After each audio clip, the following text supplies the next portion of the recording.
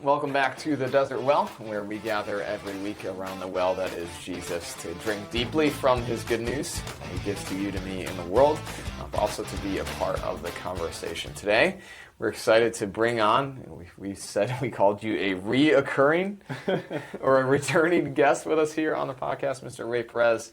And he is going to talk about his trip to a very special place. So tell us where you went and why you think people should listen to the podcast today.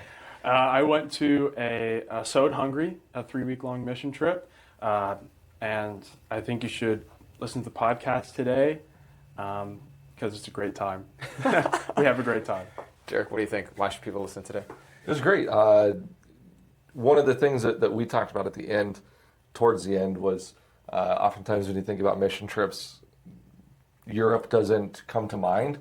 And so I think it would be cool to listen to how God is working through people like Rey and the others that went on this mission trip, and how God is working in a place like Hungary. So my encouragement would be for you that you should listen because as we took up an offering for him a couple months ago now at this point, just to kind of hear what happened and how those were used, all those sort of things, gives you a little bit more picture insight into what Rey experienced there. So thanks for being with us as we gather around the well that is Jesus. Enjoy. So, I think it's very important you're here because with your work with like Hope and Care, I feel like you can probably ask more, better informed questions, smarter questions. It's giving me a lot than I can. Yes, I think very highly of you, in case you didn't know that. Yeah, So, tell us, I know who you are, but introduce yourself. Who are you? Because really, if you remember back, you're one of now 2 people who have been on this podcast more than once. Yeah. Wow. We could call you a returning guest. I guess you could say reoccurring. A recurring guest. Yeah. I'm Rey. I'm going into my junior year now at Concordia. Junior year. It's crazy. I'm a theology major, emphasis in biblical languages, in the pre-seminary program, looking to be a pastor. So I'm a member here at Lamb of God. Is that different? Sorry, this is yeah. tangent. Go ahead. So Concordia, you're a theology major, correct, with a emphasis in biblical languages. Yeah. So technically, my major is theological studies, biblical languages.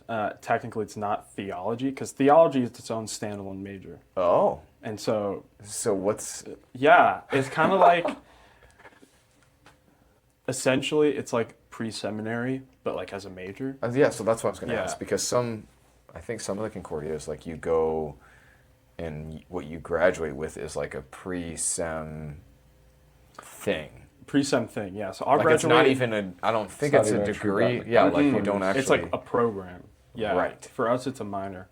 And so, like the major is, it's a theology major with all the core ideas of the theology major, minus some things. And then, of course, you have to take more things related to the biblical languages. So things like Greek readings, Hebrew readings, stuff like that. Maybe like Aramaic or something, or who knows. And then so with that focus on the biblical languages, when you go to seminary, you can test out of those?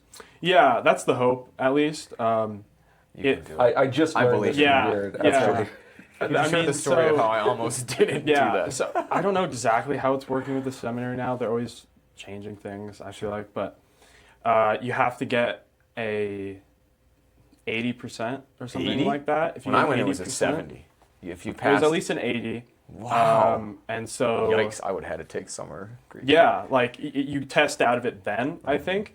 But if you take the language like a year before going to seminary or something like that, I think it's like that. So if you take a gap year, you have to take a test, I think. Oh, so if you don't take a gap year, you wouldn't have to test out? Yeah, I don't know exactly. I have to be honest. But I know, like, right now, I don't have to do Hebrew. Okay. I'm fine with Hebrew.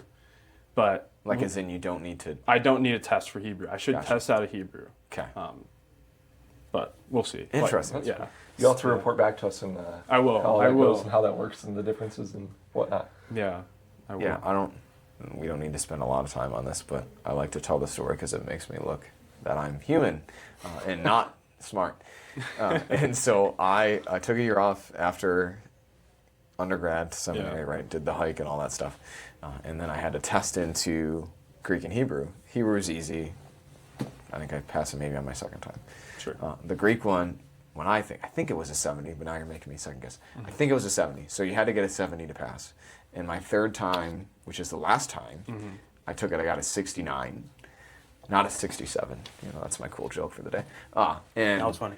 So I emailed my admissions counselor and basically begged them, like, can I please not, like, can I take it one more time? Like, I promise I'll study more, like, et cetera, et cetera. And I think I passed with like a 72 or a 73. So someone who majored as a classics major couldn't pass the Greek. Yeah, that's crazy. I got It's Greek hard. coming up. This And year, it was so. the funniest part, because they tell you what you get wrong, and it was the same section every time. That I think I just got every single one of them wrong every time. So I might have gotten like 100% on the rest of it, but I got like negative 30 points every time on this one section. That's crazy. So at Concordia, gonna be a pastor someday, Lord willing. The creek don't rise, or maybe Jesus will just come back and we won't need Fingers pastors crossed. anymore. Fingers crossed. That would be great. Yeah, that'd be great. But you're here because you got to do something very unique Yeah. this summer. Yeah. So what did you get to do? Yeah, so I went on a 3-week-long mission trip to Aszód, Hungary, to serve VBS-style English camps to Hungarian middle schoolers and high schoolers. And so each camp was a week long. First week we had middle schoolers. The second week we had high schoolers. And just really an exceptional time just to pour into these Hungarian students and share the gospel with them. A lot of them were already like Christians. Most of them go to Christian schools, actually, like Really? Lutheran schools. Okay. Yeah. Some Lutheran don't. schools? Mm-hmm. Really? Well, so we were stationed in Aszód at a Lutheran school. Oh, Yeah, it's a Lutheran school in Aszód, Hungary, right across the street from a Hungarian Lutheran church. Yeah, man. Yeah. Wow. Sure. Of course, they're not like the LCMS, but Sure. It is a small school, really small city. I think Aszód, it's like 3,000 people maybe live in that city, so really small. And on the weekends, it's so different because we go to Budapest on the weekends, and we go to the bigger cities on the weekends. And of course, those are massive cities, but Aszód is just this tiny little city. Yeah, so I was going to ask, Yeah. help us out like geographically. Yes, Where for those of us is- that are geographically declined. Where is it? Because most people will know Budapest, right? From Of course, yeah. they might have like a general area of where that is, but like how far away is So it from? Budapest is like, if Hungary is like a generic blob of some sorts, I think Budapest is here-ish, and Aszód is like here, I think. So like southwest. Yeah, it's really close. It's like a 40-minute train ride or something like that. Okay. It was really, like, we would take the train into Budapest, so yeah, not too far. I Not too also far at have all. ridden the trains in Budapest. Really? I have. Have you? When? Why? When we went to Hungary in 2022. When did you go to Hungary? 2022. 2022. I'm sorry, you just said that.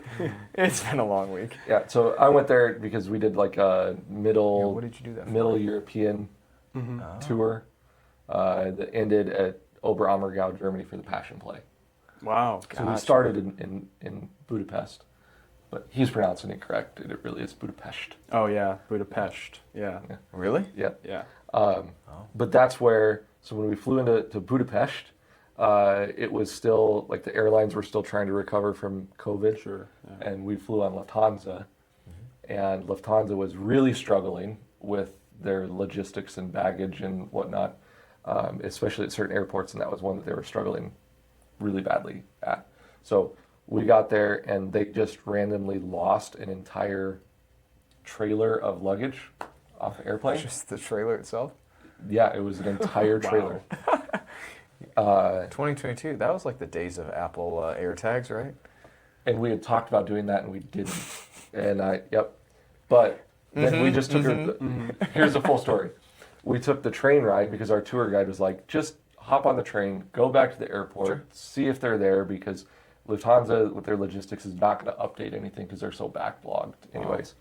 So me and three other people on our tour, because we all lost our luggage, took the train ride there, went to the airport. We ended up talking to like this 18-year-old girl that was working in the airport. She could speak some English, and she's like, "Oh, I'm not supposed to do this, but there's a ton of bags back there, so I'm just going to take you back."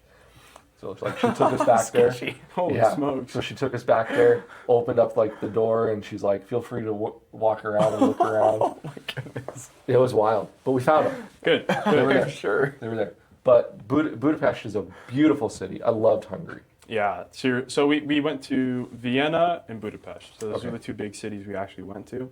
Vienna was beautiful, very beautiful city, but Budapest was just unbelievable. You know, having the Danube down the middle, like just a beautiful Is that city. a river? Unbelievable. I'm sorry, Yeah. really. Did you do the river cruise Yeah, we did the river Yeah. cruise. Yeah, it was really at night or like It evening? was sunset into Yeah. evening, so it was perfect. It was beautiful. Yeah.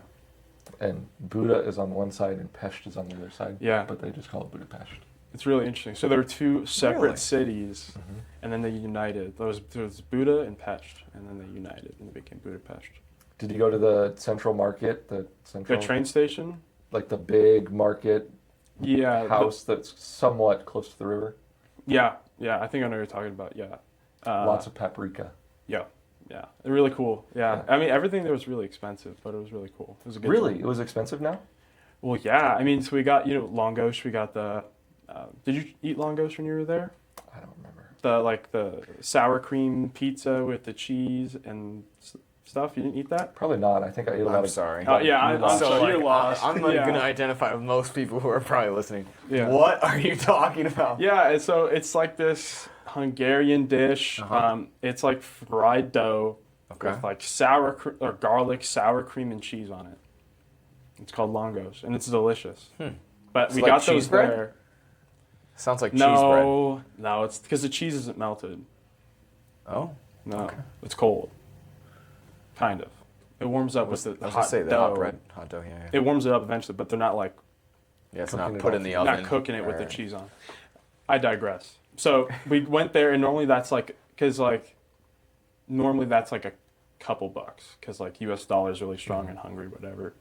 But there it was like, we spent like $18. It's crazy. It's really expensive. Because that was one of the things that I noticed when we were there, well, now 4 years ago, was that it was very reasonably priced.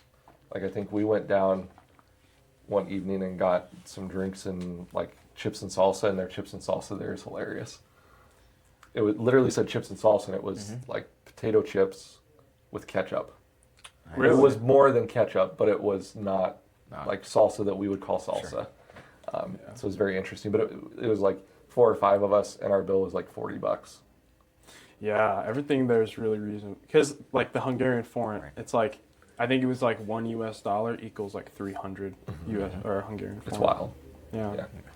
So we won't talk about the power of the U.S. dollar and what that means for Yeah, the world. yeah. That's a different podcast. Different that one. podcast. Yeah. So we'll get to like the trip itself, but I'm curious. 'Cause I don't think I've heard like how does Rey end up going on this? Like how do Yeah. you? Is this like a hey? I've always wanted to go do mission work. Someone sought me out, or I sought this out. How did we get on this trip? Yeah, so I've always wanted to do a mission trip, like you said. Like that's something I've desired, but I always like a concern of mine was not going just for the sake of traveling, because a lot of people go on mission trips just to like go see things and Right. like take some pictures, But like I really wanted to make sure like I'm actually called to do this mission trip. Like this is something I'm called to do. And so as a freshman at Concordia, I heard about this Hungary mission trip. Like the summer prior to me coming to Concordia was the last Hungary mission trip. Okay. So they don't do it every 2024. year? No. It's every 2 years, right? Okay. That makes sense. Yeah, 2 years. And so I'd heard about it, heard these people talk about it, and I was like, that seems really exciting, really fun. So this year, leading up to it, is like time to decide like, do you want to go or not? And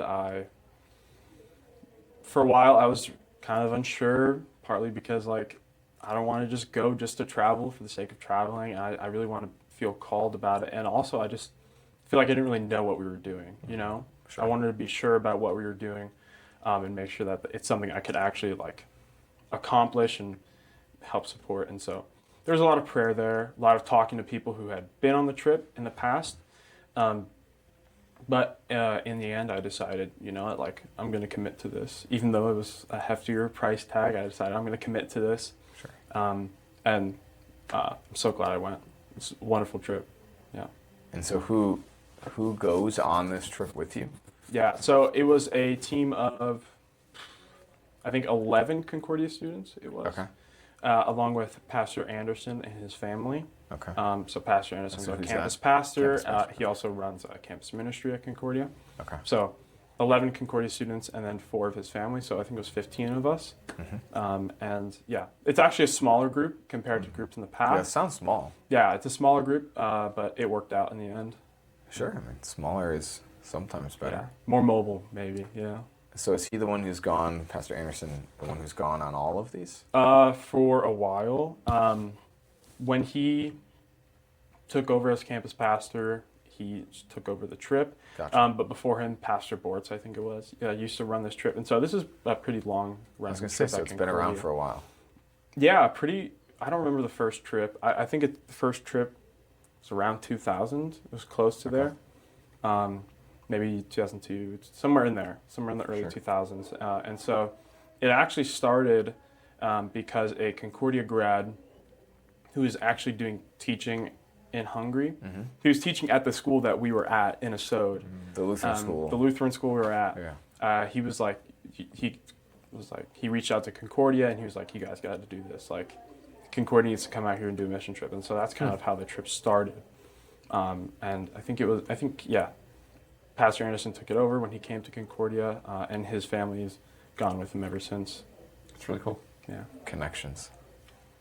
That's how That's like a lot of things start. Most things start that way. Yeah, there's a lot of connections there. And, That's cool. I mean, I feel like you're sort of speaking around like and we've talked about this on I think the one with my dad, about like mission work is not necessarily always, we cannot assume that it is always helpful and or good. Right. And too with, oh my gosh, not Lisa, Hope and Care. Yep. Linda. Linda. See, I had her, some out of her, the first 2 letters of her name. If she listens to this, she's going to be disappointed in me. With Linda too. I mean, that was a big thing we talked about with her, about like, hey, what does actual help look like? Yeah. You know, especially if you're coming to do like physical work, which it doesn't necessarily sound like you're doing physical work, but nevertheless, like the help that you're providing is Right. actually helping the community, helping the people that are there. Right. So let's talk a little bit more about what you did. So you said English, VBS Yeah. stuff. And so a lot of people here might be familiar with like American VBS. American VBS, Right. yeah. And so are we singing around, dancing, doing Jesus stories and arts and crafts? Like, Yeah, pretty much. I mean, so when we talk about English camp, the big goal is immersion for these students. Okay. And so us, the Americans, come and we do American things so they can become immersed in kind of an English culture. And so they're speaking lots of English. Of course, we're also teaching them about Jesus. We are giving them actual English lessons, but like that's kind of the idea, especially for a lot of these students who are coming. I'm going to go to English camp. I'm going to get immersed into the English language. And so basically, students were broken up into color groups. And so I was the red team. I was on the red team leader. 2 other leaders with me. And we were called the Piros Parrots. Piros is red in Hungarian. okay. So we're the Piros Parrots. That was our team color and team name. And so the color group, you do Bible study with this group. You do the events with this group. The week is like a competition. Like it's a week-long competition. Sure. Each team gets points, kind of like Harry Potter, sort of. And so we had dodgeball tournament. We had like chant tournament or wacky Olympics. So fun sort of events for your team to win points and things like that. And so that's the color groups. And then there's also activity groups. So my activity group was sports. So we pretty much just played sports. Like my activity group was probably the easiest because the other activity groups were doing a lot of teaching and things, but we were just like playing basketball and soccer with them and having a good time. And so, that's pretty much the idea of the VBS. It's very similar. We did worship. We sang silly songs, things like that. It's not like you would be able to recognize what's going on here. Like it would feel somewhat similar. How many of the students came in being fluent in Spanish or in English? I don't know if it's in Spanish. Yeah. 0. I mean, maybe they did. I don't know. None of them. A lot of them were very, very strong with their English. High schoolers more so than middle schoolers, but I was so impressed. Like these, a lot of their English was better than mine. I feel like. Is it required in Hungary for them to take English? At least for these students, it was. They were all learning. I don't know if it is like nationwide. It's pretty common for European countries to have English as like a required language. So when we've traveled through Europe, we've rarely. I mean, there's pockets where there's very little English, but we've never had much of an issue of anywhere that we've gone in Europe. Sure. Of course, I've not been everywhere in Europe, so disclaimer: I can't say that for certain. Yeah. But that was the thing that we were told is most countries have some type of English requirement because when they're doing business or things like on the international stage, the English is the language that most people use on the international stage. Yeah, definitely. One thing too is so interesting is like Budapest, a lot of people spoke English there. Really never had a problem like barrier-wise. But in Aszód, being such a small town, a lot less people there were actually even speaking English. And so, So then was it like kids had desired that and then parents didn't do English, or like I don't know. Okay. Yeah, I'm not sure. Like for the people living in Aszód. Yeah, I'm not sure. Because like the kids came from that local place, right? Some came from Aszód, yeah, and they had really good English. Some of them, like the vast majority of them, had really, really good English.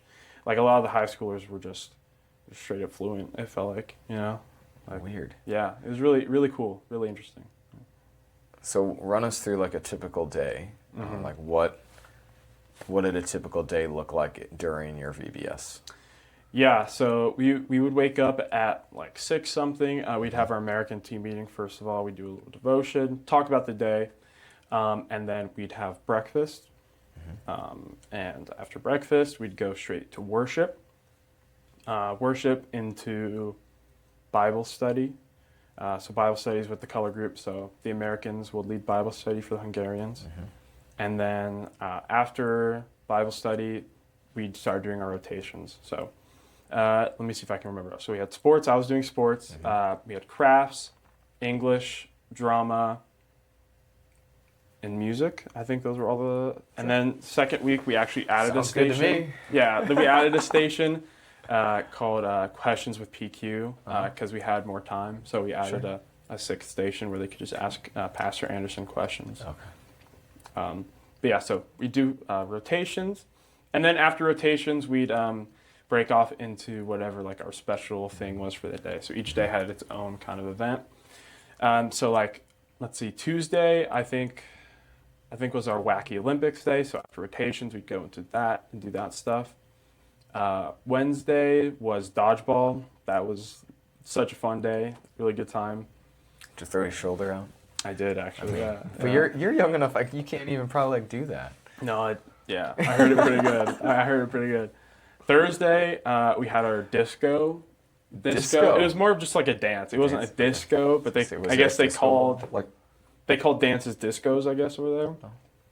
Sure. So we called it the disco. Okay. And that was just kind of celebrating the end of camp, and then we'd find out who won each week. And then Friday was just send off pretty much. And so, yeah, each day was its own kind of. So what time are you done?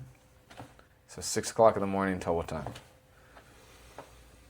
Pretty late, usually. Probably between like 9 and 11, usually. With kids? The kids around 9 to 10, and then we usually... PM? Yeah. Well, so they stayed. Okay. They were staying at the I'm school. just like imagining, Yeah. like, how do you have things for them to do all of that time? Right. Well, they also had a little free time intermix in there, too. Okay. But, like, yeah, they were staying in the dorms with us, so it wasn't like they had to get picked up and stuff. They were staying with us on the dorms. Gotcha. But yeah, like, it was long days. Not a lot of sleep, but it was all right. So then, what were some of the, call them, things that you will remember? So like, highlights, whatever. What are some stories that you say, I think I'll always remember this? Wow. I mean, camp as a whole, like, super memorable. Loved connecting with, like, all the kids, like, because like it wasn't that hard to communicate. Like I was going into camp thinking like, oh man, like these kids are gonna not know very much English. It's gonna be really hard to communicate, but it really wasn't that hard to communicate with these kids. And so like dodgeball, I always remember dodgeball, like such a fun time. And yeah, camp was great. Camp was great as a whole. A lot of these kids are so sharp, so bright, and they have such a great future ahead of them. And great meeting all of them.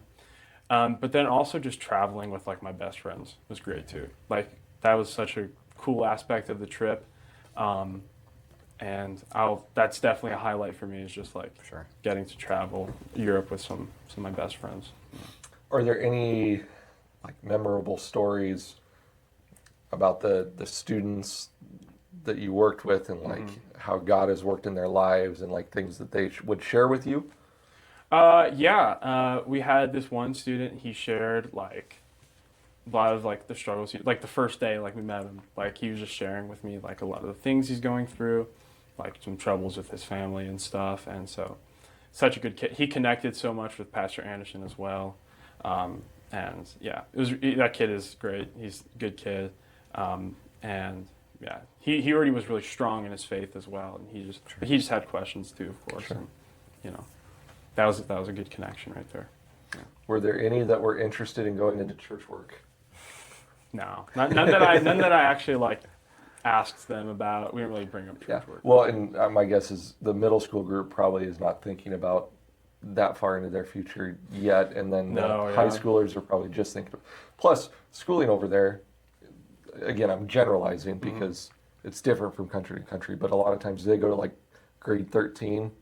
So it's kind of like there's like college and university are different things. Yeah, it's weird, but yeah, they definitely, it wasn't like America high school straight to university and things like that. It's not straightforward. Well, not straightforward to us. But, yeah. So tell us about like what the conversations were like. So again, if it's like maybe I'm over making it more complicated than it was, but I'm imagining like, if this is like an English camp, like we're trying to like have intentionally whatever English conversations, etc., or was it more like, hey, we're just like people hanging out and we're just talking like we are, and it's just kind of conversational, no real, I don't know if agenda is too strong of a word, but like no real like structure, format type thing? Yeah, I mean, so a little, kind of both. Like we're just hanging out, we're having conversations, but it's expected that these conversations are in English, you know, like sure, of course. And so, yeah, we're just hanging out, talking to these kids, just having a good time in English, which is great for them, just getting that immersion, having those conversations in English. And like we talked about lots of great, like, so the World Cup was going on during that. And so that was a great topic, just to talk about the World Cup with these kids.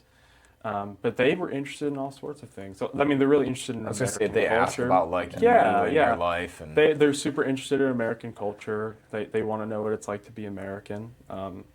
Not to say that Americans are the best or anything, but like people are just interested. Sure. You know? Yeah, we're a strange place. Yeah. Strange people. Definitely. Yeah.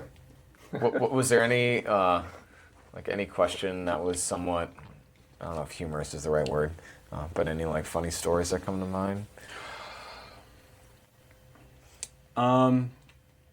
Some kids would just say things funny, you know. Sure. Like they would like say like these American phrases, but they would say them really funny. Sure. Like they what are they called? Figures of speech. Or this one kid, like we would ask him like what their favorite American words are, like favorite English words. And this one kid, he told me like it was like a phrase, and the phrase was "to be honest," but he would say it like really funny and like gotcha. Good kid, very funny. But yeah, they would like tell us like their favorite American words. Like I don't remember all of them, but sure. Yeah. Stuff like that was funny. What's that like? I mean, I don't know. I feel like that would make me feel somewhat like strange, like someone is trying to duplicate me or like copy me in a way that I don't think. Sure, maybe our kids do that. I mean, I hope someday you get to experience that. But like, short of that, like most people don't walk around like, I mean, you're rubbing off on me. Like I'm starting to use some of your words and phrases, but I'm not like seeking to like walk around and, you know, I dress like Derek, I look like Derek, I talk like Derek. It's just kind of happening. So what was that experience like to kind of just feel like they wanted to, like, not be you, but like to sort of emulate you? Yeah, I mean, they're definitely curious about what it's like to be an American. Some of it was like, it was just funny. Like, I just, like, it makes you laugh. Yeah. Like, some of the kids, the way they act and stuff. But of course, like, we're not there with them forever, and so, like, we don't get to see all of the fruits of that. Right. But just for that short time, like even like using our mannerisms or like ways that we could actually like influence them in the better. Because like one big thing is like a lot of these kids would cuss a lot. Like they would use a lot of curse words, and so we would American English curse words. Right. That's the only curse words they know. And they're so kids, right? We would really try to encourage them, like, hey guys, let's not say that. That's not a camp word, you know. That's not a camp word. Awesome. They're just trying to use their English. Come on, like. Right, because to them that's just it. That's what Americans say, you know. That's how. But like, well, they're probably picking up on like this culture from podcasts or videos or like things on the internet, where you know there's no filters and yeah. And so we had to really encourage never even them. thought about that. Yeah, and we had this one kid, and he was just we were just cussing up a storm, and he's like, not thinking about it. Like intentionally, like he's just not thinking, and we're just looking at each other. We're just like, like hey man, just like he's like, oh, I'm sorry. He's just because he says he's like that's just like those are just words to me, and because to them that's not That's got to be really bizarre. Yeah. So I mean, faith conversations. Right, that's in some ways the reason why we're there. How did those come about, and what were those like? Yeah, so a big part of the faith conversations, a lot of those did end up landing with Pastor Anderson and things like that. And so we didn't get too many of those, but with the one student in particular, just like normal conversation, you know, things like that, like. He was telling me about like his soccer team and how most of them just like they're not Christians at all, you know. And I was telling him like, you know, just encourage them to and be the light in that group, you know. Don't let them change you and things like that. And so those conversations just kind of happen organically. They're not really structured in any way. But then a lot of those other faith conversations, those were had with Pastor Anderson for the most part, which is for the best, I would say. Sure, because I mean, it sounds like he's gone before. So and like do they know him type thing? Some of them did, because they had a lot of them were returners actually from the first, from the last one 2 years ago. Sure. And does he? I would assume maybe not, but like, does he tell you afterwards, like what's? Like hey, you know, these are some of the things that I talked about today with kids. Like kind of give you like so I asked because it sounds like it's sort of a hey, you're part of this bigger thing, but then he's kind of the one to try and I don't know what the right way to say it is, like bring it home, the one to kind of have the moment with kids. Like not as much, at least not to my memory. Okay. Yeah, not as much. Just curious. But he of course he wrote all our Bible study curriculum, things like that, and then he also gave them a message, he gave a verbal message, the last day of camp and things like that. So he was always driving home that faith aspect of things. And so a lot of what we were doing was, of course, we're doing the same thing. We're pouring into them faith-wise, but we're also just talking to them, being Americans, encouraging them in other ways, like as team leaders, encourage them to keep running or things like that, to push, try harder. But yeah, like a lot of that was just a lot of because he was the net for a lot of that. Yeah. I get that. And in some ways, like that's kind of what and how VBS is, right? I mean, it's so I was you helped as well. You helped at the Bible Adventure portion of VBS this year, and I just was talking to Jamie right before this, and like what is I asked her what does success at VBS look like, or what does it mean? Because depending on what success is, that will shape what you do. And so in your case, it sounds like it's success is English conversations, in building those relationships with kids, or at least for a time. And then, whatever opportunities that Pastor Anderson gets to have to talk about faith, that you're kind of there to support those things to happen.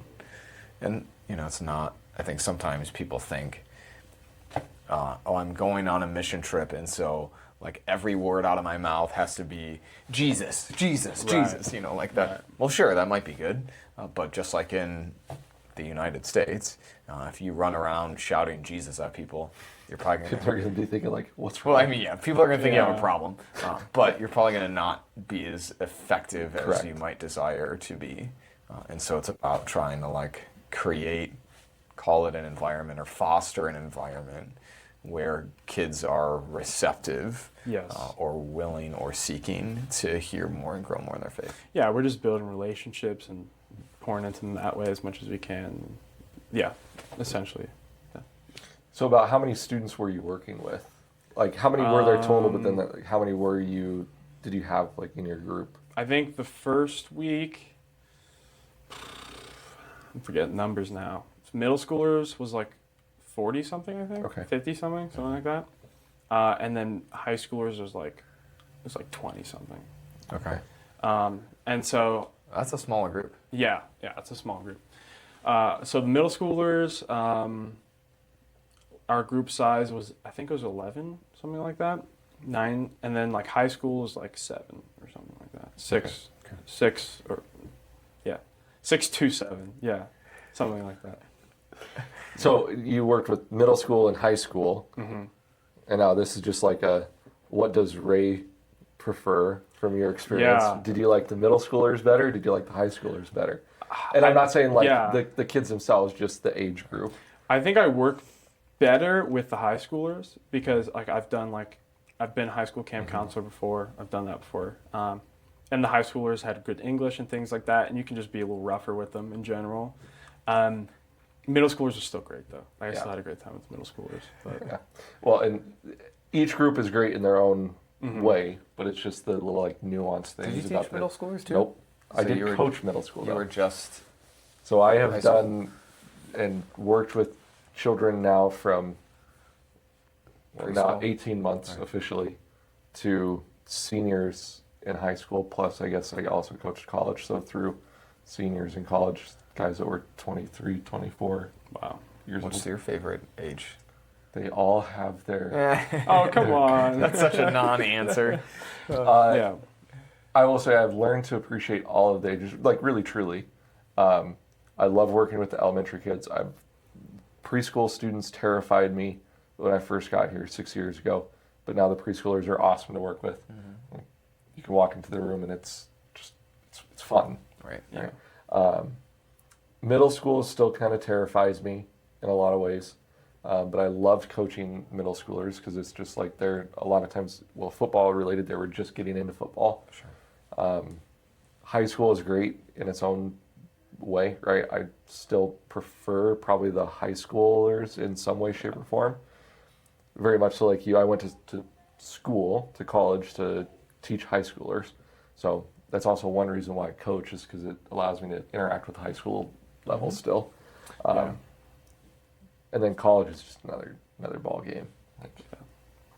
Middle schoolers were always some of the worst behaving kids at summer camp. Really? Mm-hmm. Yeah. At least the summer camp that I worked at. The middle schoolers are But they were also like the most, like somewhat, you didn't have to pry as much to like have real conversations. Whereas like high school, especially like high school boys are like, I'm cool, bro. Like I don't want to talk about like my faith. don't. Yeah. I'm good. I've got it all together. Like I'm good. That's real. That's so true. Yeah, I mean the middle schoolers they're middle schoolers. Like they're not American middle schoolers, but they're middle schoolers. Right. And that age is kids are kids. Kids are kids. And so the middle schoolers were awesome. They were great. There's a lot more of them, so maybe it was a bit more of a handful. I don't know. Sure. I definitely had to have more conversations with high school students. Like you gotta focus up. It was like trying to keep these kids on track. Sure. Oh, yeah. But the conversations were much easier with the high school students in our experience. So for our Bible study time with the middle schoolers, trying to start conversation during Bible study time was a lot harder I was a lot more like pulling teeth. But with these high schoolers, it's a lot easier to actually encourage them to, let's talk about this. Let's have this conversation about today's topic and stuff like that. Well, and you're closer in age to them, so it's a little bit easier for Right. them to relate to you guys in that way. Right. Yeah. So I think I told you this. Someone said that a good youth DCE person, that you cap out at 35, that you lose your relevancy. Interesting. And I said, well, I've got 2 more years of Relevancy. effective ministry until I become irrelevant to anyone that is considered a young person. So Sorry, man. I don't know. Sorry. I don't know what I need to do in those 2 years, but I need to do it now because it's going to be gone soon. I'm there already. So what was maybe the biggest challenge? So if we talk about some of the good stuff, what was the hardest part of the experience? And your mom wants you to say being away from your Being mom. away from mom was hard. There you go. Being away from mom was You're hard. welcome. You can thank me later Yeah, for that thank one. you. No, but I think just trying to like really encourage conversation was hard. Like I just talked about with the middle Sure. schoolers, like trying to really like help them understand the concepts that we're talking about was a little hard, especially because we are talking about them in English, and so maybe their English comprehension isn't so great. Like they can speak well, but their comprehension sometimes isn't awesome. And so trying to start those conversations was a little hard. Well, especially like I imagine doing Bible study stuff, like Right. you're talking about specific or niche vocabulary, Yeah, like things that aren't yeah. normal in conversation or normal on whatever media they're watching. Exactly, and so we would have them translate some of those like specific vocab words with help of like a teacher or translator that was there. But yeah, trying to like really encourage them to have conversation was difficult at times. That was definitely difficult. That's awkward stuff. Yeah, because Like, it's just dead silent. It's Uh-huh. just you ask a question, then they're all just like staring at you. You know. I so- taught a confirmation class once. I had 8 kids in it. It was in our day school in Pennsylvania, and they were all like extreme introverted kids. Yeah. And it was like, guys, like, come on, like, throw me a bone, please, like, just You know what I would something. do? So you I can would use just sit this- there because I'm also pretty good at like sitting Yeah, in I- silence. So I would just sit there and kind of look at them. I never I know that some teachers and people are uncomfortable with silence, like when you ask a question. That was one thing that I took away from our education classes was like it's okay to sit in silence. Usually it means people are thinking. And so I would literally sit down, I would find a stool, I'd sit down and be like, it's okay. I will sit here until you guys are ready to talk. Mr. Blessing got his stool, everybody. Watch out. Or I'd jump up on a table or whatever, be goofy. Yeah, it's fun. Yeah, that's cool. Yeah, especially also like the middle schoolers are not confident speaking Yeah. English. They have no like their confidence in speaking English because they don't want to say the wrong thing, Right. and so that also contributed to that silence as well. Yeah. Yeah, I can't imagine being in another or being immersed in another language and having to speak in that language while just being a beginner and learning that language and understanding what it is, but then trying to articulate what you're actually thinking. That would be Right. very hard.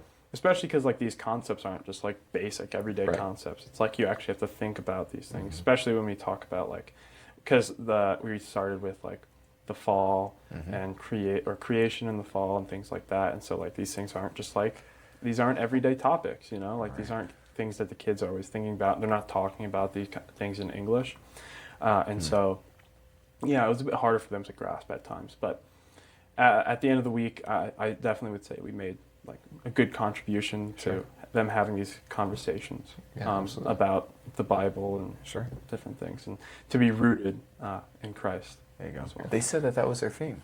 That was our theme for it was Really? rooted. Yeah. Yeah. I don't know if that's like an intention. Do you think that's an intentional thing that they wanted to tap onto? No, I think it was so when they came to Aszód last time, it was rooted last time as well. Gotcha. And so they wanted to do the same just the theme same from thing. the last time they were in Aszód. There you go. Look at that connection time. Which Yeah. is pretty cool. Connection time. Yeah. Was this your first mission trip? Yeah, this is my very first mission Okay. trip. First time out of the country as well.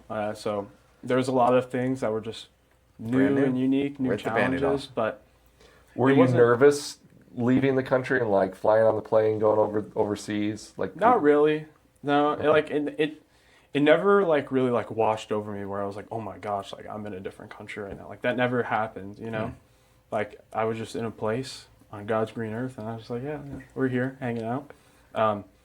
But there was some nervousness, like pre-departure of just being in another country as a whole, just like not like totally like being able to talk with everyone. Not everyone understands me. But it was helpful being in a group. Like, I can't imagine having done that trip by myself. Like, having traveling international alone seems like really difficult. Really. Yeah. Ray's like, don't sign me up for that ever. So what would you hope to see in a future mission trip? Like, if you are looking to go somewhere, like, what excited you about this mission trip that you would want to carry over to a new mission trip at some point in the future? Well, I want to say like the need, and of course everywhere needs the gospel. Everyone needs, there's mission work everywhere that needs to happen, but like a necessity of mission work, you know? I feel like Hungary, looking at Hungary, like I saw like this is a place where like probably not hearing about Jesus as much as they could or should. And so I think that always stood out to me as just like going to this place where there's a clear need for the gospel. And I think that's a big thing I'd look for in a mission trip, is just going somewhere where I can actually be effective, actually be able to share the gospel, and of course like be called to actually do that. So that's what I would look for. Very good. Yeah, and correct me if I'm wrong, and I might sound a little ignorant here, so I'm sorry. But I know that a lot of Central Europe and Eastern Europe was under the USSR. Correct. At one point. So was Hungary part of that? Yeah. Okay. And the reason I say this is because it was very apparent the difference between like non-former Soviet Really? Russian controlled to the Russian Soviet controlled side. And it was more apparent in Germany, versus like East Germany and West Germany.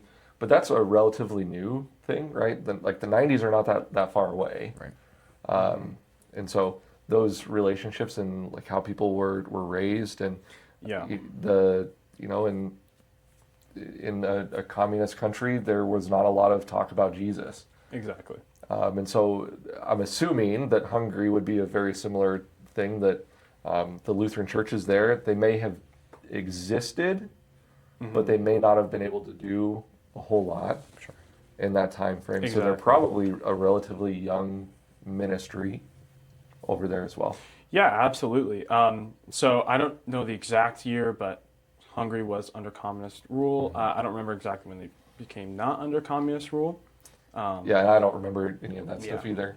But of course, I know nothing. The churches were all government property. Everything was government property. And so there was no like Christian education. There's no Lutheran education over in Hungary. And so these teachers, these educators in Hungary were not like taught how to teach a Christian education. And so that was a big part in starting the Hungary mission trip, was like coming away from that communist regime in Hungary to be able to actually have like Lutheran education, Christian education in Hungary. Yeah. And just the freedom to talk about Jesus and the freedom to share the gospel. Yeah, definitely. And so that's one thing that I've always found kind of interesting too, is when we think about mission trips, we're not, at least for me, my mind doesn't go to Europe, right? It goes to places that we would consider probably are needing more than just the gospel message, but they're needing more financial help, or they're needing more help in other ways, right? Which that's wonderful. Of course, there's a need for that. But I think oftentimes places like this get overlooked for missions. And so I think it's really cool that you guys got the opportunity to go there to a place that has been well established, right? Has a long history, but that needs the gospel just as much as all the other places that mission work is taking place. Yeah, especially in like Europe as a whole, especially it's becoming less and less Christian, and so us being able to go there and pour into like especially the young people that we interacted with was just a huge opportunity. So here's a long-term question for you. Yeah. So let's say 10 years down the line. Mm-hmm. So you're 10 years. 10 years. Yeah. So, So- 10 more years at Sim, 5 more years. So you're a pastor now. This is Yeah. that's why I said 10. Okay, sorry. I'm trying to do math in my Yeah. head. He's like, I got this, Jared. Let me go. So Pastor Ray. Is that what you want people to call you?